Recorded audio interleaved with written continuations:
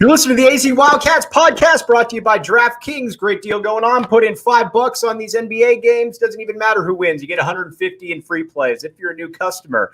All right. Now, joined by very special guest, Aaron Torres of Fox Sports Radio, a guy that I think I can speak for almost all Arizona fans when you say that Arizona fans appreciate you, Aaron, because of how you fairly covered the Wildcat basketball program over the years, besides all of your in-depth knowledge across college basketball.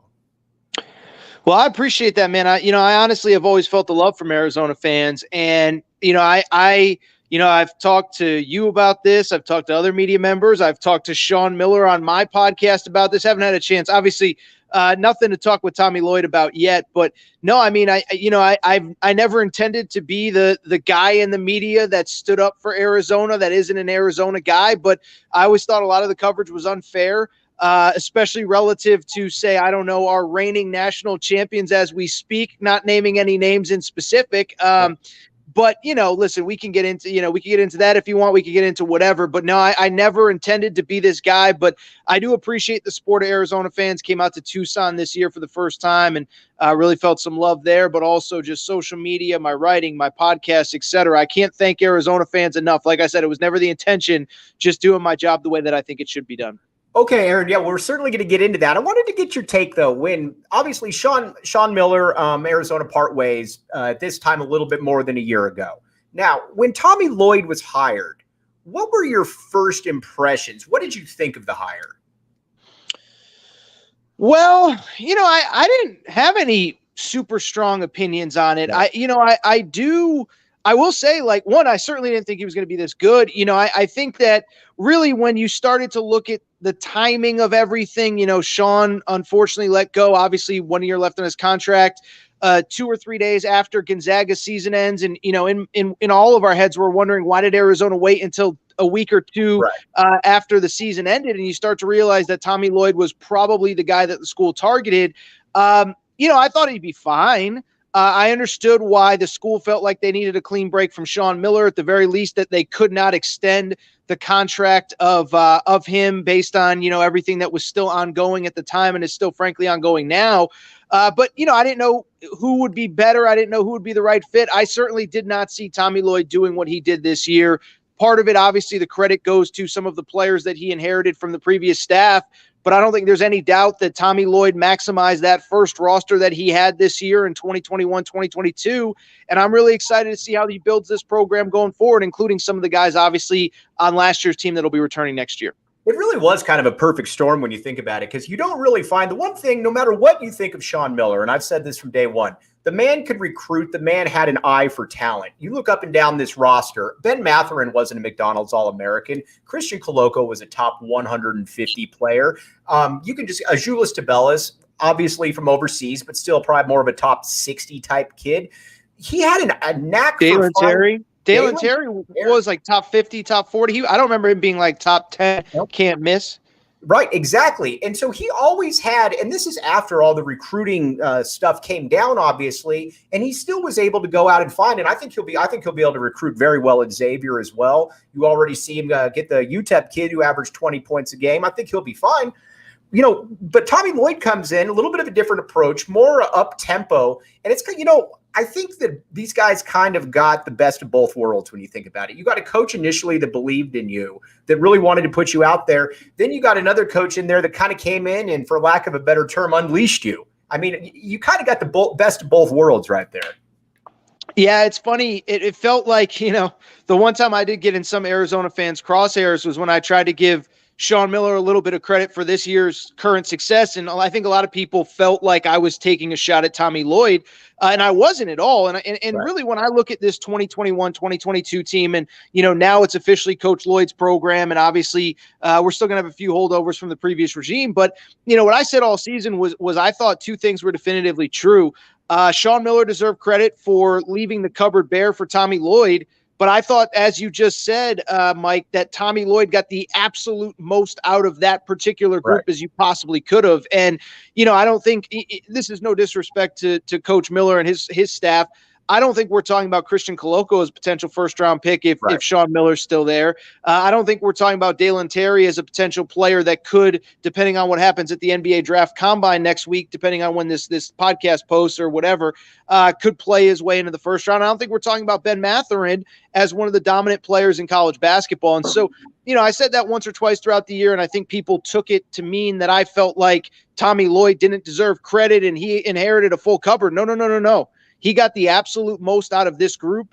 They were, I would argue, the most fun team in college basketball to watch from start to finish this season. And as I've said a few times now, I'm really excited to see as he continues to put his stamp on this program. I know he's signed an international kid or two this offseason. And I think he's going to find that blend between elite American players, elite international players. His style has been established. And I think it's going to be a really fun program to watch going forward. I really do. The one thing that kind of stuck out once they got into the tournament, Arizona, and especially besides Azuolas Tubelis didn't play well. We all know that. But against Houston, to a certain extent against TCU, the one thing that I think you'd like to see, I think you got to get a little bit quicker in that backcourt position right there. Houston seemed, again, Kirk Kriisa, Pelle Larsson, certainly good players. But against Houston, there was a lack of a dynamic factor that I think the Houston guards were able to capitalize to a certain extent. I don't disagree, and I think, it's interesting going back to that game. The one guy, again, on the court that seemed mostly comfortable in that game was Dalen Terry, and, NBA size, athleticism, and Ben Mathurin had a bad game too, but Tubelis at times looked overmatched a lot of the time, frankly. I don't mean to pick on an 18-year-old kid, but I think it's the truth. Same with Kirk Kriisa. So, yeah, it's an ever-evolving thing. And listen, I think even if you talk to the staff that recruited Kirk Kriisa, you talk to the staff that recruited Azuolas Tubelis, I don't think anybody saw them as one and done. They're going to come in and leave for the NBA right away. Now, Tubelis had a great freshman year. I mean, I don't remember all the details now, but I seem to remember a USC game where he had like 31-8, 31-18, right? Didn't he have 18 boards or something like that? 31-8, no, against Mobley Brothers, yeah. He had another 18-board game, not in that game, but yeah. That's what I'm thinking of, yeah. So anyway, the point I'm trying to make is, I think that, they have some flaws. The returning players, but that's the reason that they're coming on their third year of college. And that's not a knock. You need those veterans to win at the highest level of college basketball. I mean, look at this year with Kansas, with Villanova in previous years, Virginia, on and on and on and on and on. So, no, I mean, I definitely thought, Houston exposed them, but Houston exposed a lot of teams over the course of the regular season, the tournament. Never forget they beat the Big Ten regular season champs in the round of 32. They dominated a UAB team that was considered to be one of the better mid-majors all season long. So, Houston makes a lot of people look bad. And, that's the gift and the curse of the NCAA tournament. We love it. We, Mike, you and I are fortunate enough to do this for a living where we get to talk about this stuff all day, every day. But that's the gift and the curse of the tournament. As fun as it is, the wrong matchup on the wrong night, the wrong opponent, it could end ugly. And unfortunately for Arizona, that was the case. But that's going to be the case for 67 teams by the time that tournament's done. If I were to throw a starting lineup at you next year where you've got Kirk Kriisa, Pelle Larsson, Dalen Terry, Azuolas Tubelis, and either Umar Ballo or maybe a mystery international player who has NBA potential, what would your initial thoughts be? Does that feel like a top 15 team, a top 25 team? Just kind of initial thoughts on that starting lineup right there. Well, I'll tell you, obviously like everybody in the media, I have a way too early top 25 out that I've adjusted and readjusted throughout the spring. I have in my top 25, and I have no insight into this, but I have Dalen Terry coming back. And, I have Arizona on the fringes of a top 10 team because, you're talking about 4 of the top 6 players from a team that was a number 1 seed this year. And, again, I think you can pick apart, Kirk Kriisa or Azuolas Tubelis in a 1-game situation against a Houston team that made the Elite 8 that finished whatever they did, 31-4 or 31-5 or whatever.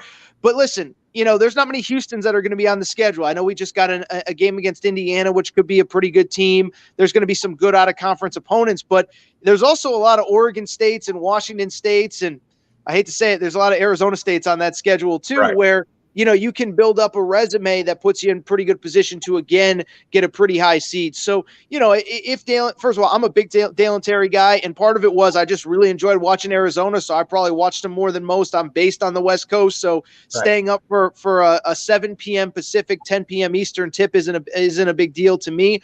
But I really like the way that Dalen Terry came on late. I really think he has breakout potential. And so that's part of why I would have them in the top 10. But I mean, I think it's easy to look at sometimes just those big headline names that you lose. But we're not talking about, Wisconsin with Johnny Davis, where he did everything. We're talking about two very, very good players in Ben Mathurin and Christian Koloko, who could both be first-round picks. But we're also talking about potentially, in this scenario that you laid out, Mike, 4 of the top 6 players from a number 1 seed back. To me, again, that feels like fringe top 10. And if you're talking fringe top 10, I mean, just think about it logically. That's a team that's going to compete for a Pac-12 title. That's a team that's going to compete for a 2-3 seed somewhere in that bracket or somewhere in that area of the bracket. So I'm not saying they're going to completely fall off the grid, but I'm not saying they're going to be top 2, top 3 in the country like they were last year either. And I think with Dalen Terry, that's a fair assessment of these Wildcats. I think what's exciting too, and I get in trouble with Arizona fans when I say that I root for UCLA outside of when they play Arizona, because there's the 2 schools, and it's kind of like USC football. It's very easy for the national media to be able to ignore the Pac-12 if Arizona or UCLA isn't good. I like Dana Altman. I think he's done a great job. But when Oregon's running the conference, it's not the same as when Arizona and when UCLA are. So when you've got both of those 2 teams, and I think they're on pretty steady footing. I didn't know what to make of the Mick Cronin hire, but so far he's recruited well. His guys it's a pretty tough team. It seems that they're on stable footing. Arizona, UCLA look to be 2 teams that you'd be buying stock in the future, and that's a good thing for the conference. And if it's a good thing for the conference, Aaron, it's a good thing for Arizona.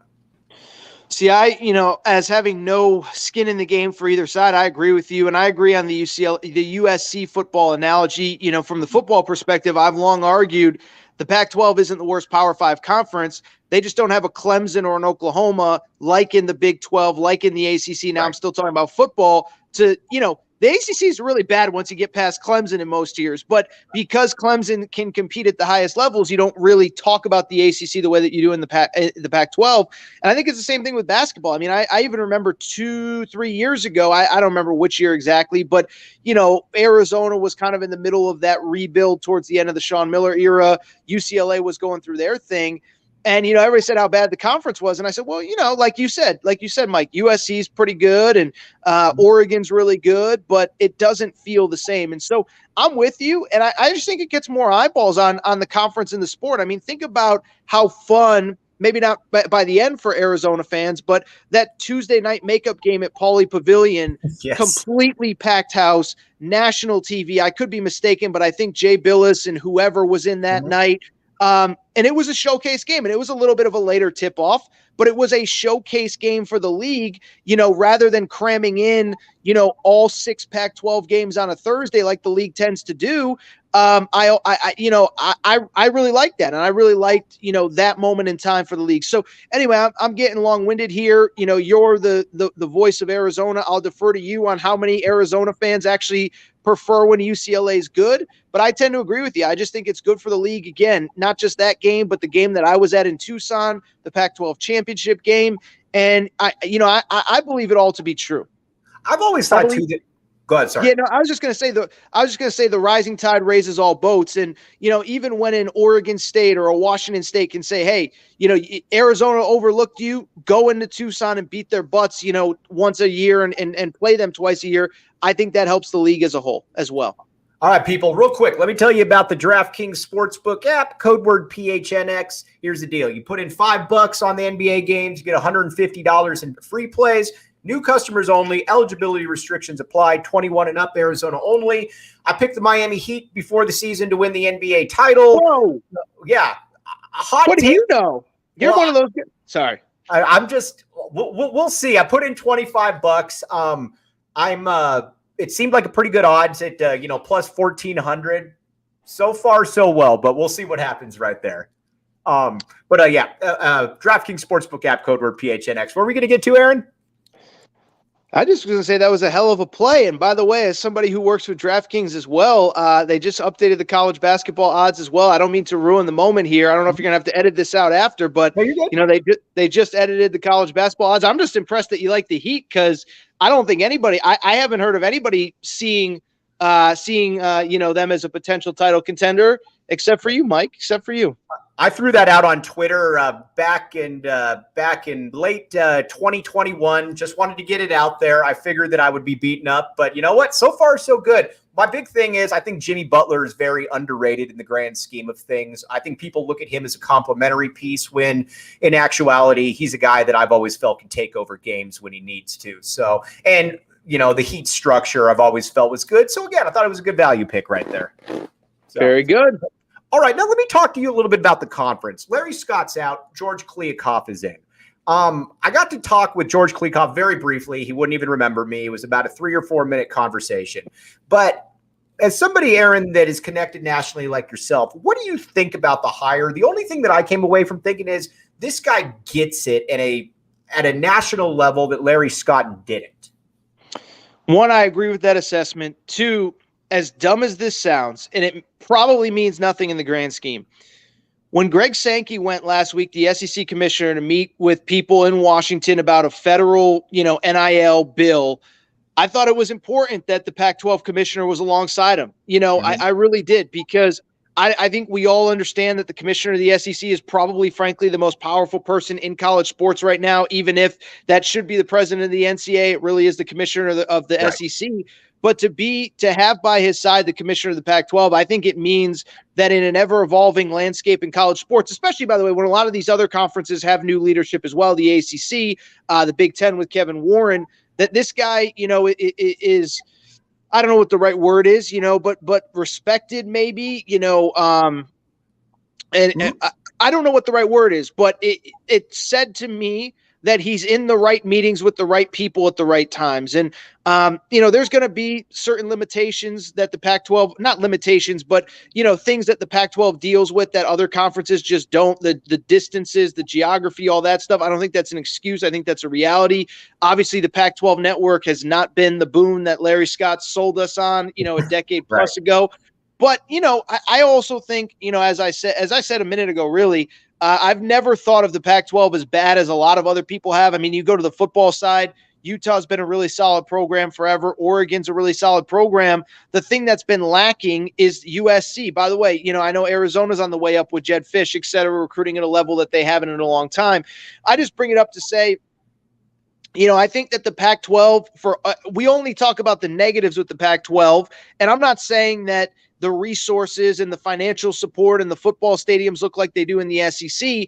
But I'm saying that I think that there's some benefits that the league doesn't maybe necessarily get credit for as well. So I'm with you. I've never had a chance to have one-on-one time with them or get to know them well. Everything that I've seen is from a distance. I'm hoping to get to Pac-12 football media days this year to maybe get a little bit of, FaceTime, one-on-one, scrum group, whatever you want to call it, time with him, just to kind of get a better feel for him. But I'm optimistic.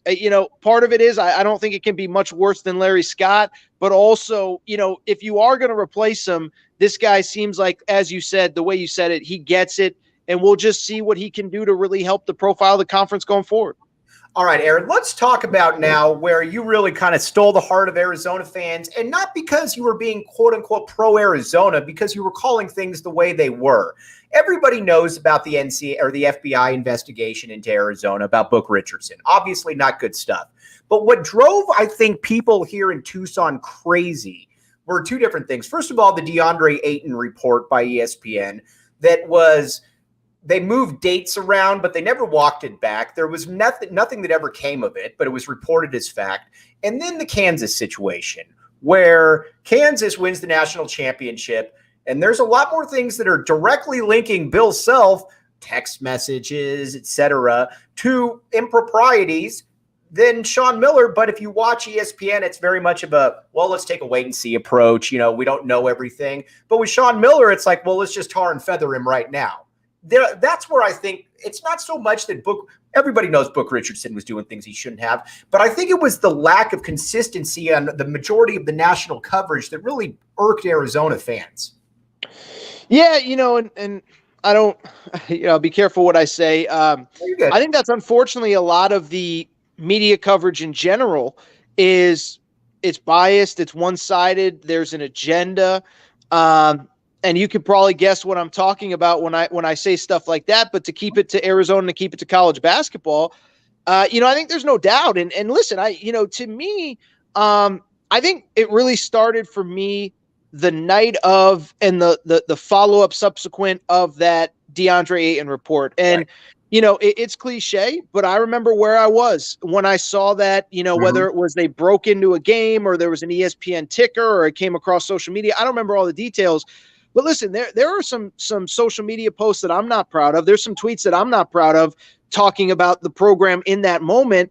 And they're still up. I haven't deleted them because I don't want to try to pretend as though I didn't say the same things that a lot of people in the media did that night in that moment. But then, you kind of just put on a couple things. You put on one, if you're in the media, you're supposed to be covering things unbiasedly. Now I know, whatever. But two, there's also just common sense fact stuff that got lost in the shuffle. And you started to see, you started to peel back the layers on the DeAndre Ayton thing, and stuff just didn't make sense. Right. So I don't even remember everything at this point, nor do probably a lot of Arizona fans, but why would DeAndre Ayton, why would Christian Dawkins, who's based out of Michigan, have this incredible relationship with DeAndre Ayton? Why would, I don't even remember all the details, but there was just 4 or 5 things that it didn't make sense, common sense wise. And so, you just started to peel back the layers. And then, Sean had his very defiant, I did not do what I'm accused of press conference. And then from there, you even had Christian Dawkins at some point during one of the trials say, I'm guilty of a lot of things, but that conversation with Sean Miller never happened. So that was the part that, still to this day, it amazes me. And, not so much anymore because I think everyone's just kind of over it. But even 6 months ago, a year ago, whatever. Even I'll give you an example. When the coaching carousel started up and you start thinking about names and, schools that might be interested in someone like Sean Miller with his track record. Oh, he's a cheater. Oh, he's this, oh, he's that.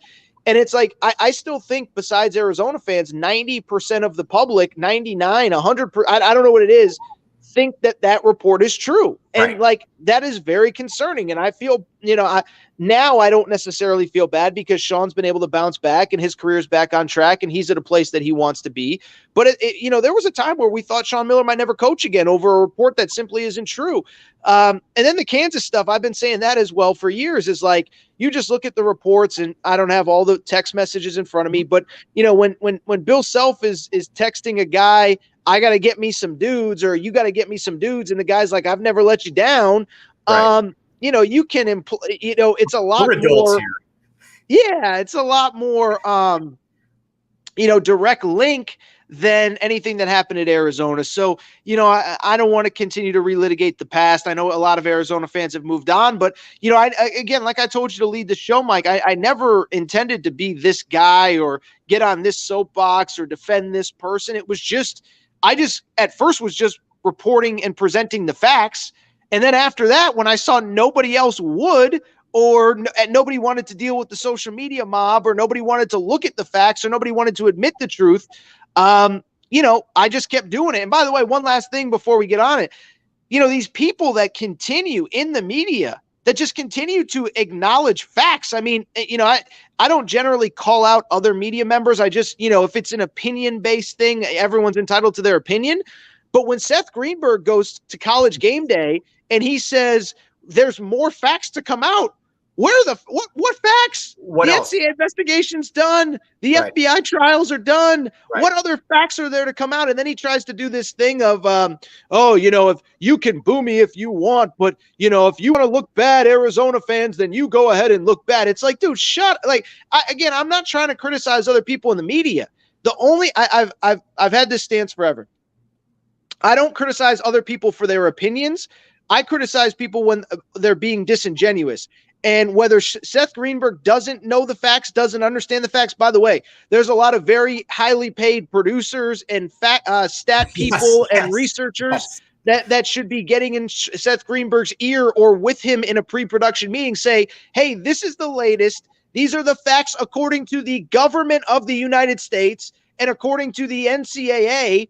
Somebody's got to get in his ear. And so it was just, that's an example of just embarrassing behavior from other people in the media. And, if you want to believe in your heart of hearts that maybe Sean Miller did something he didn't get caught for, that's your prerogative. But to come out and say that we don't have all the facts when every investigation is is done, when the notice of allegations has been delivered, like I mean, obviously you can hear it in my voice. It's frustrating. It's annoying. Like, it's just, we have a responsibility in the media to cover things fairly. And there's just so many people in the media that haven't done it. You know what really stuck out to me, too, is when Sean Miller was not given a show cause by the NCAA. At that point, coaches are given show causes all the time. I mean, we see it all the time. Scott Frost got one like a week ago. Nobody cared. I was just going to say, exactly. So the fact that the NCAA didn't even give Sean Miller that leads you to believe that there's not really much that they could really tie him to right there. And again, like you said, it's reporting on facts. One thing, though, that I wanted to really before we sign off here. Well, first, DraftKings Sportsbook app. As you know, Aaron's a smart guy. Aaron's associated with DraftKings as well. This is the time to get on. NBA playoffs. You got baseball as well. Great deal going on. You put in $5, get $150 in free plays if you're a new customer. You got the Bucks Celtics tonight. Who you got, Aaron? What is this, game 6? Game 5? Game 5, 2-2 right now. Game 5. I'm going to take Boston. I love Milwaukee. I think Giannis is the best player on the planet, but Milwaukee easily could have lost game 3 at home. They did blow a big lead in game 4. Boston's going home. I don't know what the spread is, but give me the Celtics. Yeah, I agree with you. All right. Jim Calhoun, you put this out there, and it was because I've argued this point with people for the longest time. You put this out on Twitter that, why aren't more people talking about Jim Calhoun in the breaths that they talk about either a Dean Smith or a Roy Williams? And Arizona fans, we're going to circle back to Lute here in a second. Sure. But you're exactly right, my man. He took over a program in UConn that I know in the 50s they made a few tournaments. A guy tweeted at me. I'm talking about real success. And I love, too, when he says, well, were you alive in the 50s? Well, I was not. So, but you look at what Jim Calhoun did in a region where you've got Syracuse at the top of their game, Georgetown at the top of their game. You go up and down the ACC, the Big East, obviously. The man wins 3 national championships. You got a 4th with Kevin Ollie, who, still gets credit, but I don't know that anybody's looking at Kevin Ollie and saying Kevin Ollie is the reason they won that championship. The man built an absolute dynasty there and gets overlooked in the grand scheme of things when you can make the case, and I think you made it quite well, that, outside of Krzyzewski and Wooden, this guy's as good as there's been. Yeah, so this all two things. One, I am a UConn alum, so that's part of it. Mm-hmm. And 2, I grew up in Connecticut right at the height of kind of Jim Calhoun's, as the program was ascending. And so, I even said on my podcast, throughout the day today that, really, I think I could argue, and I'm the only one that would argue it because it's me arguing for myself. But, the reason I'm not only this huge college basketball guy in my career, but the passion for sports really, if it tied to one person, it's probably Jim Calhoun. And, growing up in Connecticut, there was an NHL team there at the time, but, it was UConn basketball. And I was a little young for some of those great teams early, but, the first season I remember much of was 94, 95, which was ironically Kevin Ollie's last year. UConn makes an Elite 8. 95, 96, they're a number 1 seed, make the Sweet 16. 98, 99, they make an Elite 8. They lose to North Carolina in North Carolina to go to a Final Four. 99, they win a national championship. And so I just bring it up because, you talk about, my passion for college basketball. It directly stems from Jim Calhoun. And on Tuesday of this week was his 80th birthday. And so, anytime there's a reason for me to talk about Jim Calhoun, I'm going to. And I've made the same argument that you have, Mike, for years. And maybe there's some synergy with Lute Olson probably not getting the credit that he deserves for the program that he built at the University of Arizona. But, you look at Calhoun, 3 national championships, 4 Final Fours, at least – I think 4 other Elite 8s, and really as he was building the program, was kind of that team that always got screwed with geography. As I said, 98, you lose an Elite 8 to North Carolina in the state of North Carolina. 95, you lose to UCLA in the state of California. 90 was a buzzer beater to Christian Laettner and Duke to go to a Final Four. What he did was just incredible. And he did it at a time where I looked it up today or yesterday. When he entered the Big East, there were 5 future Hall of Famers that were coaching at that point. Jim Boeheim, Lou Carnesecca, John Thompson, Jim Boeheim, and Rick Pitino. Jim Boeheim, Carnesecca, Roy Massimino, John Thompson, and Rick Pitino was in his first year. PJ Carlissimo goes to a Final Four a few years later. So, I mean, you're talking about a 9-team league with 5 Hall of Famers that he walked into, plus a 6th guy who went to a Final Four. I've never thought he got the credit that he deserved. I mean, like you said, whenever the casual conversation of greatest college basketball coaches comes up, Dean Smith's name is always mentioned. This isn't a tear down Dean Smith thing. Coach K obviously is getting the praise that he deserves in retirement, but UConn beat him head to head in a Final Four twice. So I just bring it up. Roy Williams, same number of national titles did it at North Carolina, a place that the program had been established for 50 years. Calhoun, and for those of you, by the way, who haven't been to Stores, it's in the middle of nowhere. There's a reason that Lou Holtz once said Stores. They call it Stores because they just added a second one recently. I mean, the place is in the middle of nowhere. An absolute national power that has been maintained, as you said. A second coach wins a national championship, and I believe Dan Hurley has the UConn program trending in the right direction for future success. I just never thought Jim Calhoun got the credit he deserves, so I'm glad that others see it that way, not just UConn homers like me. Yeah, and again, we're around the same age because 93, 94, or 92, 93 was when I really started with Arizona, and you had Damon Stoudemire, Chris Mills, guys like that, and then and I don't know about you, but when you're a young fan and you're winning, you don't realize that this isn't normal because Arizona went from one point guard in Damon Stoudemire, then to Mike Bibby, then to Jason Terry and Jason Gardner, on and on. And I look back at the time and I'm like, that's not normal stuff right there. And I know that you got to be looking at it. You're going from a guy like a Brian Fair, then to a Ray Allen, then to a Richard Hamilton, to a Rudy Gay, to a Caron Butler, and just on and on. The stuff we were able to live, my man, growing up, a lot of people don't have. Yeah, that's why I tell fans never take it for granted. And, even as a UConn guy, I don't think it was till post Calhoun, the Kevin Ollie year. And even that, I was fortunate enough where I didn't live in I live in California. I've lived here for about a decade now. And so I wasn't living it day to day, but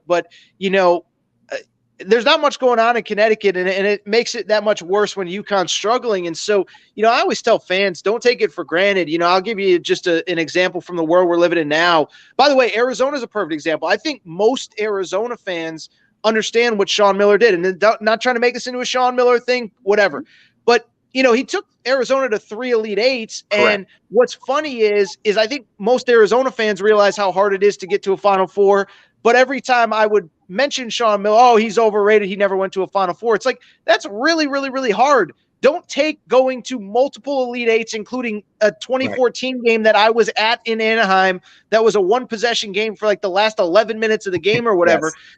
Don't take for granted how tough it is. Kentucky fans, I think, are going through that right now where there's a certain segment of the population that's frustrated with Calipari. Last year, you missed the tournament. This year, you lose in round 1. And then there's a much older population that's like, you know what? It wasn't that long ago we had some guy named Billy Gillespie. It wasn't that long ago that Tubby Smith went a decade without going to a Final Four, and we had to let him go. So, it is that fine line, and I think you're right, Mike, is just by the way, I keep wanting to call you Matt Luke. That was the former Georgia, Ole Miss football coach. Trust me, I've got a cousin named Matt Luke as well, and we text about this all the time. So, yeah, go ahead. You're good, my man. No, yeah, I was just reading an article about Matt Luke, so I keep wanting to say Matt Luke. But Mike, no, and it's just that fine line and that balance of you love your team, you're frustrated when you don't feel like they're reaching their potential, maybe like a Kentucky fan feels right now, maybe like I don't know, a Georgia fan, football fan felt before this past season. But you also, those of us that are old enough to have lived the other side know that there's no guarantees in the sports that we cover and the sports that we love. So, and it's something that it took me a while as a UConn fan to learn is that, this isn't a birthright. Nothing's guaranteed in any sport, especially this crazy sport that we love so much. And and I think Arizona fans probably went through a lot of that post Lute Olson the way UConn fans did post Jim Calhoun as well. Here's what I always tell people. No matter what you think of Sean Miller made Arizona a 2-coach school, which makes you far more attractive for other entities. I mean, you look at other programs, UNLV is Jerry Tarkanian. Georgetown. John Thompson. You could go Maryland. I know Lefty Drizel was there, but it's Gary Williams. it's different recruiting because a hot up and coming coach is then saying, okay, is that more the coach or is that more the school? Well, at a place like in Arizona now, you can say, well, it's both. And that's to me, Sean Miller's biggest, no matter what you think, that's Sean Miller's biggest accomplishment, and that can't be underrated. So that's a great point. I had never really thought of that. And, I think that's a lot of why I have patience with Dan Hurley because, so for people who probably don't care, this has turned into a UConn podcast, but, couple down years, Dan Hurley comes in, really starts to build up the program, back-to-back first-round tournament losses, and there is a small segment of maniacal UConn fans that's like, this isn't good enough. And it's like, take the time, take the patience. But what's important is that Dan Hurley is establishing exactly what Sean Miller did, is that Jim Calhoun's great. He's a legend. He's forever. He's iconic to people of my age. There will never be anything like the Calhoun era, no matter what any other coach accomplishes. But to your point, it is important that Dan Hurley gets UConn back to that national level the way that Sean Miller did, the way that hopefully Tommy Lloyd continues to, because then, it makes it eternal. It makes it generations. It makes it, where Carolina and Kansas are now. That's where Arizona is going to be in 20 years, UConn 20, 30 years as well. I think it's an important point I hadn't really thought about. Aaron, I can't thank you enough for hopping on, my man. It means the world to me. What do you got coming up here next? Oh, it's kind of a slow time trying to just, keep up with the portal stuff, try to keep up with the NBA draft, deadline stuff. I mean, obviously, if you listen to my podcast, the Aaron Torres podcast, we're talking portal stuff like that every day, basically. Just trying to keep up with everything. Obviously, I think from an Arizona perspective, I said it earlier, I think one of the more interesting draft decisions, that's a realistic stay or go. I mean, there's guys that are still testing the waters that will probably ultimately go, but Dalen Terry's one of them that I think could legitimately return and maybe is favored to return at this point. I think he's an important one where Arizona looks a lot different with him next year than without him. And so, I just, that's the kind of stuff that I'm going to be following the next few weeks. And then, how it is, man, football is going to be here before we know it. So we got the preview magazines coming out here in the next few weeks, and then time to ramp up a little bit towards football, and then it'll be media days, and then it'll be September, and then we'll be running around with our hair cut off like we didn't even have a summer to begin with. So, right. All right, Aaron, I can't thank you enough, my man. Appreciate all your time, buddy. Anytime, Mike. Let me know when you need me. Sorry if I almost called you Matt Luke there once or twice, and we'll do it again soon. All right, you got him. Aaron, he's Aaron Torres. I'm Mike Luke. You've been listening to the AZ Wildcats podcast.